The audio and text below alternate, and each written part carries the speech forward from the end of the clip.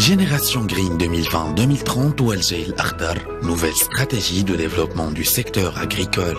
Une nouvelle vision élaborée conformément aux hautes orientations royales contenues dans le discours du souverain daté du 12 octobre 2018. Pour la présentation de cette nouvelle stratégie, le roi Mohammed VI a présidé une cérémonie de lancement de cette nouvelle vision de développement du secteur agricole. Au début de la cérémonie, un film institutionnel a été projeté. Il a mis en avant la dynamique de développement qu'a connu le secteur durant la dernière décennie, à la faveur notamment du plan Maroc Vert, avec des témoignages d'agriculteurs ayant bénéficié du plan en question. Par la suite, le ministre de l'Agriculture, Aziz Akhannouch, a présenté devant le souverain les grandes lignes des nouvelles stratégies Génération Green 2020-2030 et Forêt du Maroc.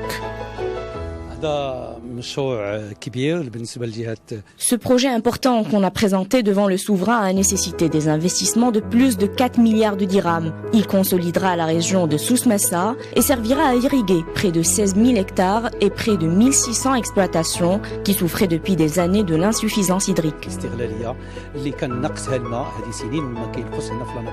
Ensuite, le souverain a procédé au lancement du projet de plantation de 100 hectares d'arganier dans la commune d'Imimkoran, un projet qui a nécessité 1,8 million de dirhams et qui entre dans le cadre du programme de plantation de l'arganier agricole dans la province de Choukaït Baha sur une superficie de 1250 hectares. Le roi a également procédé au lancement des travaux de réalisation du réseau d'irrigation à partir de la station de dessalement d'eau de mer d'Agadir, dont les travaux de réalisation enregistrent un taux d'avancement de 65%.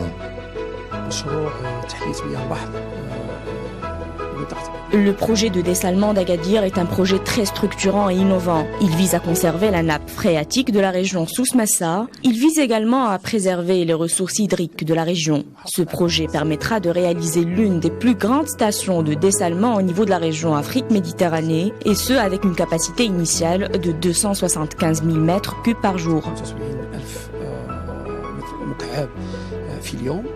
Une station dont la réalisation s'inscrit en droite ligne des objectifs du programme national d'approvisionnement en eau potable et d'irrigation 2020-2027.